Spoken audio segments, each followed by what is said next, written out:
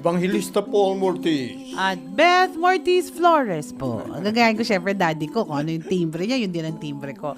Bumabati po sa inyo ng magandang morning. Kamusta na po kayo?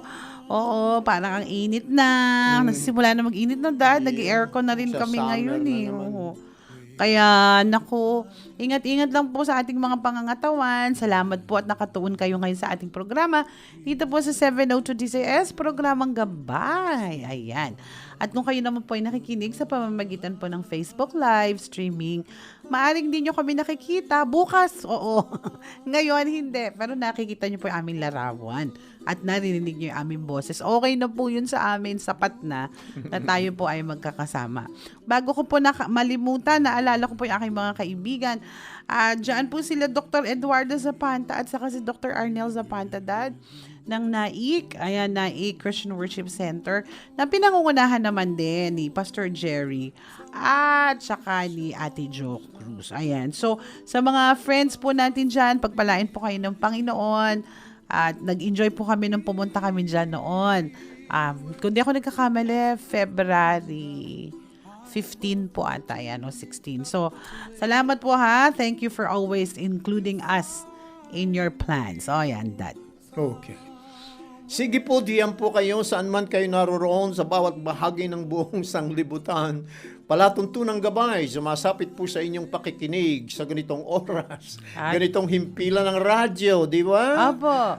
Okay, 702 ng Far East Broadcasting Company, nanggagaling po sa taluktok ng One Corporate Center, Ortigas. Araw-araw po yan, naglalayong kay hatda ng mga bagong kaalaman, makalangit na mga awitin, at siyempre po naman, mensahe mula sa salita ng Diyos, ang Biblia, na naglalayong kayo'y bigyan o hatdan ng isang hamon at isang gabay.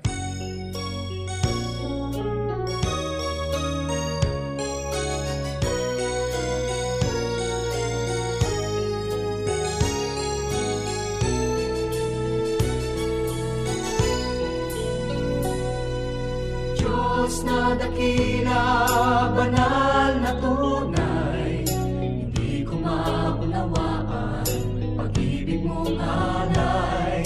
Isang makasalanan, walang kabuluhan, di ko maintindihan, buhay mo sa aking inilaan.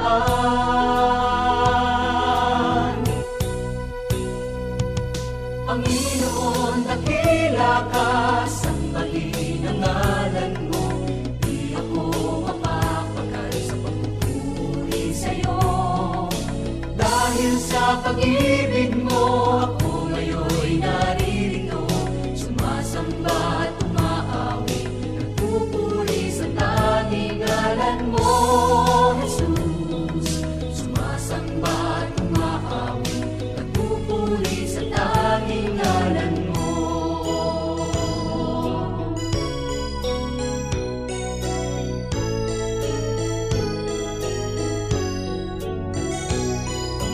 Diyos na dakila, banal na tunay, hindi ko maunawaan pag-ibig mong alay. Ningning at kulay ng buhay, tanging ikaw ang nagbigay, pag-ibig mong inialay, ligayang taglay. Panginoon, dakila ka, sambahin ang ngalan mo, di ako mapapagal sa pagpupuri sa'yo. Dahil sa pag-ibig mo, ako ngayon'y naririto, sumasamba at umaawi, nagpupuri sa tanging ngalan mo. Panginoon, dakila ka, sambahin ang ngalan mo, di ako mapapagal sa pagpupuri sa'yo.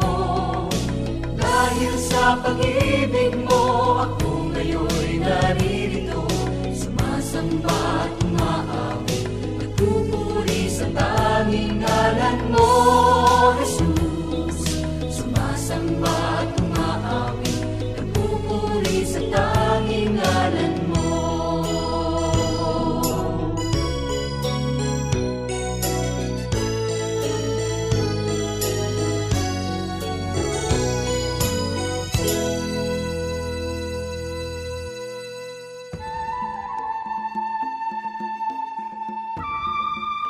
Ito po si Beth Flores ng Gabay Library. Naalala ko po pala.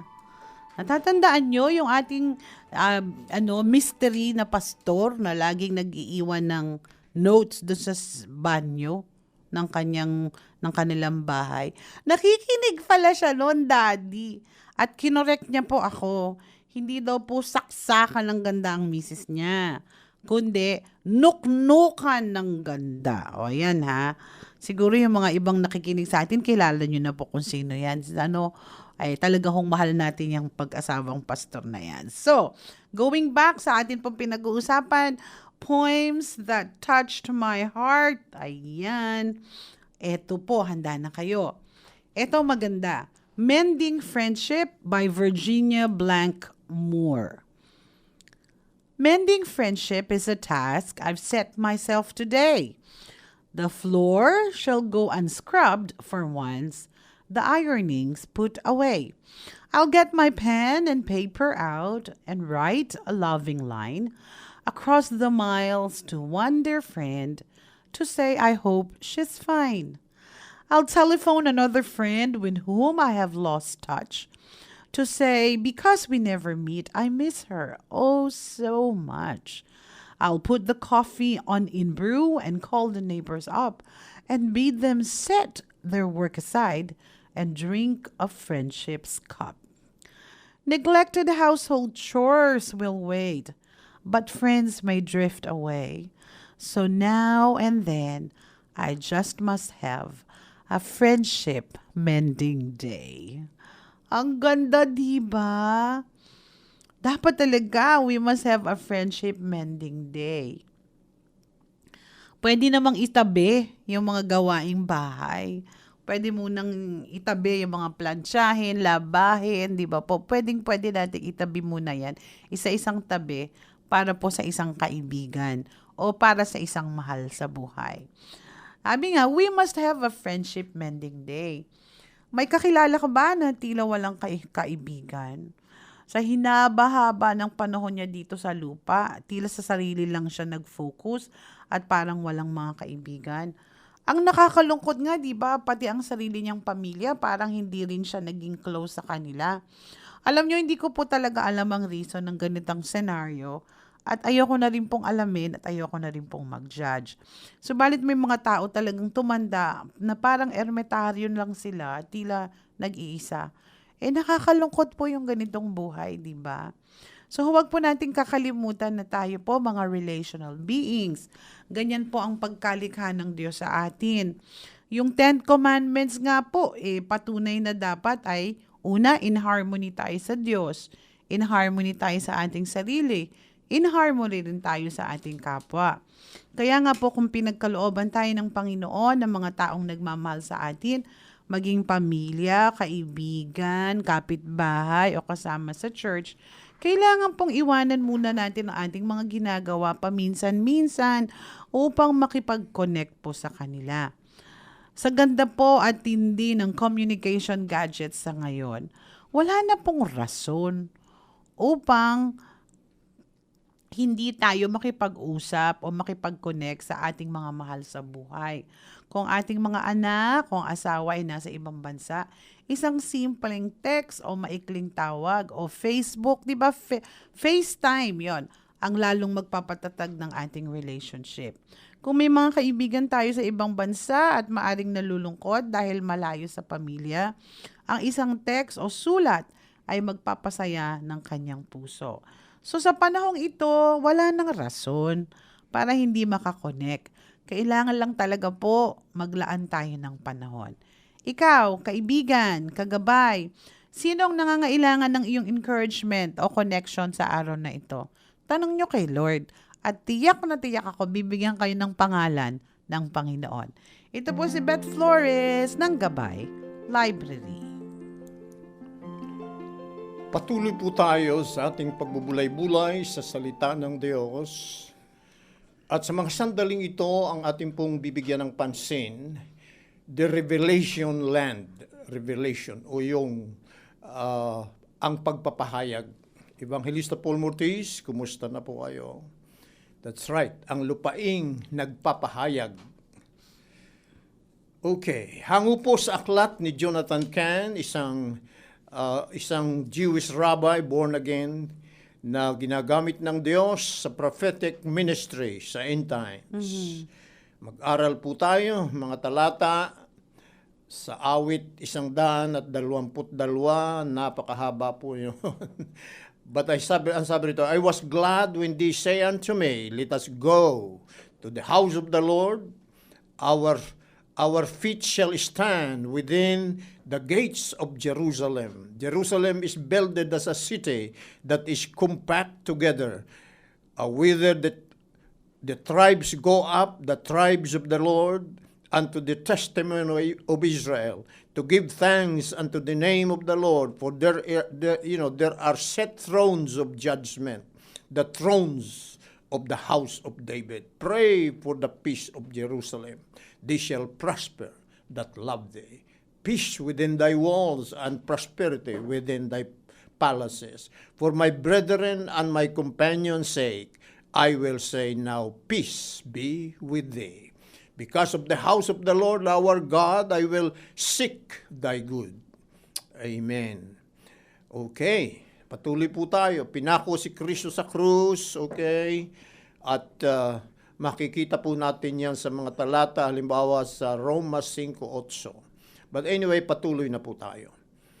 Pinagpalat na po ng Panginoon ang kanyang mga salita sa ating mga puso at sa ating buhay. Ano po ang kaganapan sa disyerto sa paaralan? Nasa panahon na po tayo ng pag-aaral. Nagsasalita ang guro. Ang Jerusalem, sabi ng guro, ay itinayo sa bulubunduking lupain ng muraya. Nakapalibot sa Jerusalem ay ang lupain ng muraya. Ang muraya ay ang kalupaan ng banal na syudad. Oo, ano talaga ang kalupaan ng muraya? Ano nga ang ibig sabihin nito?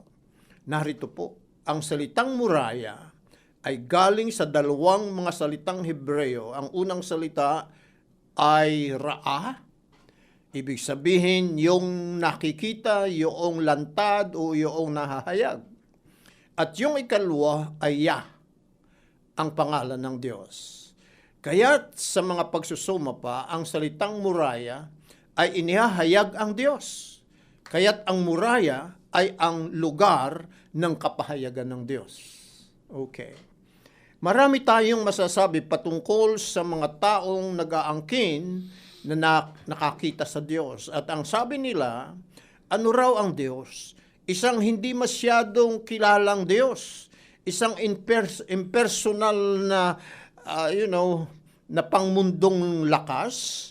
Isang makapangyarihang puppet master. At isang nagagalit na hukom na handangang magbagsak ng kanyang galit at hatol sa tao. Yun ang pagkakilala ng ibang tao. Ngunit ang muraya ay isang lugar na ang Diyos ay totoong mahahayag kung saan ang hindi nakikita ay lubusang makikita. Kaya't ang makikita sa muraya ay ang tunay at ang authentic na kapahayagan ng tunay na Diyos. Ngayon, ano ang nasa muraya na tunay na nagpapahayag sa Diyos? Patuloy ng guro. Ang templo ba? Ang tanong ko naman sa guro, ngunit ang templo ay nasa Jerusalem. Paglilinaw ng guro, oo nga, sagot ko naman. Ngunit mayroon pang mas masasabi nating maliwanag na pagpapahayag kung ano nga ba ang Diyos. Alin yon? Habol kong patanong, narito, sabi ng guro, sa muraya pa rin tayo, ang lugar ng tunay na pagpapahayag ng ating iisang Diyos sa tatlong persona. Opo, sa lupain ng muraya, ang Diyos ay nagpahayag sa pagkakuha na at pagdadala ng ating mga sala. Ayun, yun ang unang kapahayagan, sa pagkuha at pagdadala ng ating mga sala doon sa muraya. Sa bundok pa rin ng muraya, ang ating Diyos ay nagsuko ng kanyang buhay at nagsuot ng koronang tinik. Doon siya pinahirapan, binugbog at nagbuhos ng banal na dugo para sa atin. Sa muraya pa rin, ang ating Diyos ay nagkatawang tao, ay hinamak, minaliit, sinaktan, hinubaran at itinaas sa pamagitan ng isang nagpaparusang matigas na tulos na kahoy na hindi lamang yon, sa muraya pa rin, ang Diyos ay itinaas sa isang isinumpang krus. Siya ay nagdudugo at hindi halos makahinga, kaya't unti-unting namamatay ang kanyang katawan, ay hubad sa sakit at sakit hanggang sa kanyang huling paghinga. At ginagawa niya ang mga bagay na ito upang iligtas tayo mula sa paghatol. Wow! At dahil sa lubos na pag-ibig na ito, nagbubunsod sa kanya upang ang lahat ng mga ito ay kanyang pagtiisan. At ito ay saan naganap? Tanong ng guro, sa lupain ng Muraya, na doon ang lahat ay nalanta. Opo, ang Diyos ang buong-buong nagsugo ng kanyang sarili. Nataas siyang naghihirap, hubad sa dulo ng tulos ng isang mapanghiyang, para lamang sa atin. Sino nga ang Diyos? Kung gayon, ang Diyos ay pag-ibig, ang Diyos ay siyang totoong-totoo, walang kiling, ngunit puspusan, hindi mo madalumat sa kanyang puspusang pagbibigay ang kanyang cosmic na pag-ibig para sa atin. Ang pinakadakilang pag-ibig niya sa lahat ay hindi pa natin lubos na maunawaan. Opo, ito ang puspos, lubos at ultimong kapahayagan ng Diyos. At ano ito? Na nahayag saan? Sa Muraya, ang lugar ng puspusang kapahayagan ng Diyos, ang kanyang serua. Paglalapat ang kinin, mong pansarili ang kapahayagan ng Muraya, ang buong kapahayagan ng Diyos sa kanyang pag-ibig. Kung ikaw na lang ang nalalabis sa mundo, gagawin pa rin niyang ibigay ang kanyang sariling buhay para iligtas ka lamang. Totoo ang kanyang pag-ibig. Evangelista Paul Mutis, musta na po kayo? Amen, anak, no? Amen. Wow. Yun po yung dakilang pag-ibig ng Diyos sa atin, di ba, Dad? Correct. At nalantad doon sa Muraya. Opo. Ang ganda nga ng Muraya Sa simula pa lang kila Abraham. Ano na yan Kumbaga, ang tawag Kilala nito, na rin. symbolical na siya yung lugar ng Muraya. So, nakakatuwa po na sa atin po, ang maganda doon lagi, yung naiisip ko, Dad, yung plano talaga ng Panginoon. Hindi nagbabago sa simula't simula pa. Yung plan A. Oho. Plan A talaga siya. Wala siyang plan B. Dad, wala, no? no? Puro siya plan A. That's right. At maganda po yun kasi mas nakikita natin yung plano ng Panginoon in everything. At maliwanag. Oho. Kaya nga po tayo dapat, alam natin may plan A si Lord sa buhay natin. Correct. Kaya alamin natin kung ano yung plan ni Lord. Di ba po? At anak, ako'y naniniwala, yung ating buhay, tinawag tayo para to do the impossible. To do the impossible. That is our calling. Kasi sa mundong ito, na talagang puro defeated ang tao, we need to see yung mga taong gumagawa ng mga imposibleng bagay para sa kapurihan ng Panginoon. Apo. Yun nga, gaya nga ni Peter, yung lumakad sa tubig, hindi ba imposible yun? But nakalakad siya. So, purihin ng Panginoon, yun ang pinagagawa sa atin. At of course, yung tanging lihim o secret, yung looking unto Jesus. Opo. At yung sa Muraya, nahayag itong Jesus na ito, itong Diyos na ito. Sa buhay naman natin, wala naman talaga tayong magagawa kung wala ang Panginoon. Ay, totoo, anak. Oo. Nako. I will say, oo. Ako lagi ko pong sinasabi yun sa sarili ko, hindi naman kailangang kamangha-mangha sa tingin ng tao Sa akin, yung simpleng paggabay ng Panginoon sa bawat araw ng ating buhay, impossible yan for us to do on our own. Actually, Kaya, doing the impossible pa rin. kaya lang kasi minsan pag sinabi mong doing the impossible, parang you're setting a standard na mataas to, dapat ganito. Di ba, halimbawa, sa simple lang ng mga pinagdidiskusyon na natin, di ba, minsan, sa issue ng speaking in tongues. Kailangan nag-speak ka ng tongues para filled mo ang Holy Spirit. Yung mga ganong issues, mga denominational distinctives and issues yan, ano? Pero bottom line, ang talagang issue, ang marking pa rin talaga ng Yung change Panginoon, life. buhay, transform Since life. At saka beauty of Jesus. Opo, nakikita sa buhay totoo mo. yun, Daddy. Oo. I mean, hindi man ako makaranas. I mean, for me, every day is a miracle. Di ba po? Every gising natin, miracle yan. Kasi at any time, pwede naman tayong kunin ng Panginoon. Doon sa mga tao na alam natin na dumadaan sila sa mga pagsubok, may karamdaman silang dinadaanan, di ba po, ibang paggawa ng Panginoon sa kanilang buhay. But yet, may ginagawa pa rin ng Panginoon sa kanilang buhay. Amen. Sa iba't ibang kaparaanan Opo, nga. hindi natin pwedeng i-judge sila na siguro, yan, kaya ganyan yan, kaya may sakit yan, kasi hindi siya sumusunod sa Panginoon. We can never do that. Di ba po? Ang Panginoon lang ang nakakaalam niyan. So, tayo, ang gagawin natin, di ba, sumunod tayo sa Panginoon. Focus natin yung Opo. sinasabi ng Diyos sa atin. At kung may gagawin si Lord ng mga malalaking bagay at miracle sa Bahala ating siya. buhay, kanyang discretion yun, di ba po? At yun, alam natin na hindi yun sa atin, kundi sa Panginoon lamang. Di ba po? Yung pagising sa umaga, Panginoon yan. Yung hindi tayo magkasakit, Panginoon yan. Di ba po? It's the simple things that we know are miracles, simple miracles from God. Paglapas ng araw sa umaga at paglubog niya, di ba? Miracle ng Panginoon yan. Di ba po? So lahat ng bagay dito, yung pagkakalayo-layo ng bawat planeta, bawat buwan, yung bawat lahat na yan, miracle yan ng Panginoon, standards ng Panginoon yan. So patuloy po tayong sumunod sa Kanya dahil siya talaga ang ating panghahawakan. Di ba, Okay. Nandad? Well, yung nakita natin sa muraya, ay talagang yun ang kapahayagan ng buong Diyos. Opo. Ng Diyos. Opo. At sampalatayanan yung sinasabi niya. Opo, totoo po yun. Para sa ganun yung buhay natin hindi nananatiling stagnant, kundi patuloy na umaakyat. Amen. So, purihin ng Panginoon. Pray na po tayo, Dad. Sige. Okay. Panginoon, maraming pong salamat sa aming pong pinag-uusapan. Lord, just to have you is really a miracle in our life. Salamat po doon, Panginoon.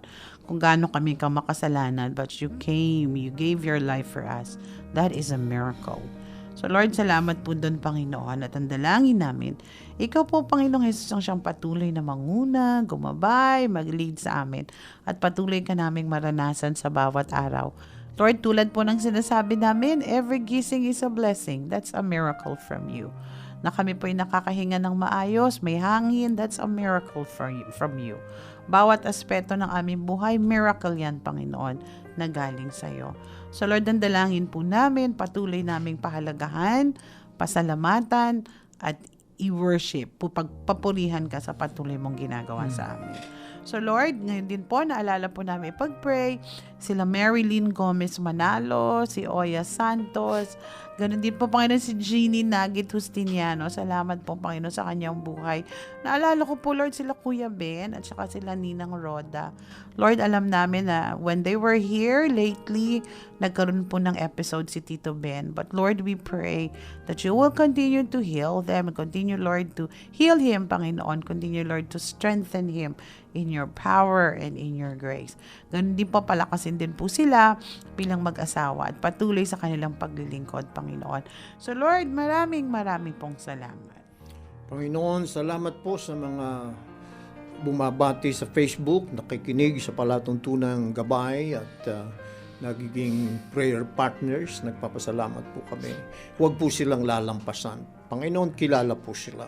Kilala ninyo sila. Hindi na namin maiisa-isa, dakilang Diyos. Napakarami nila, ba't kayong nakakakilala?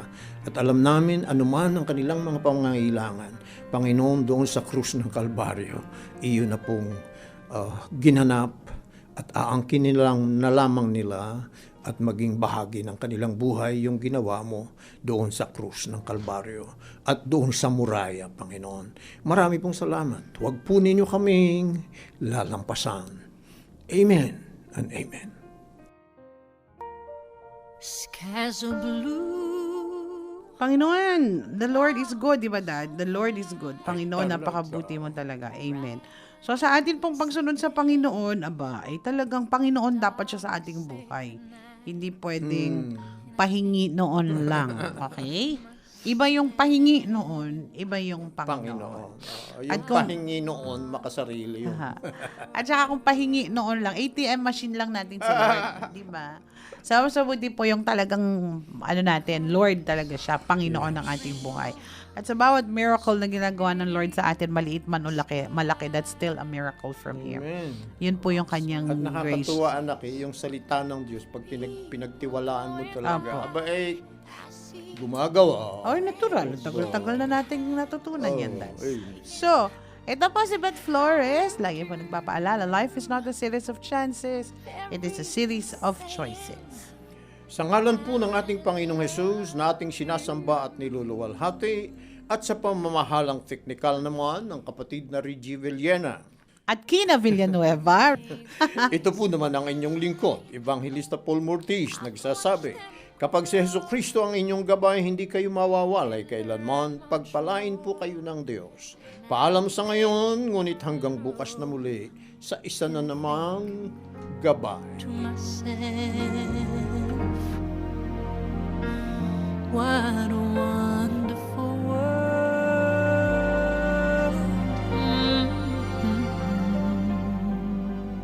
Yes. I think to myself, what a wonderful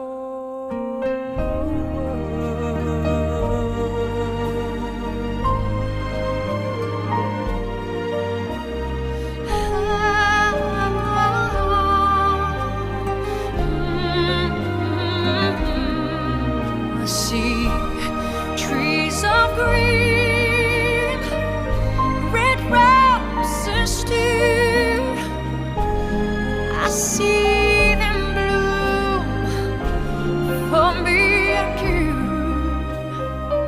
and I think to myself,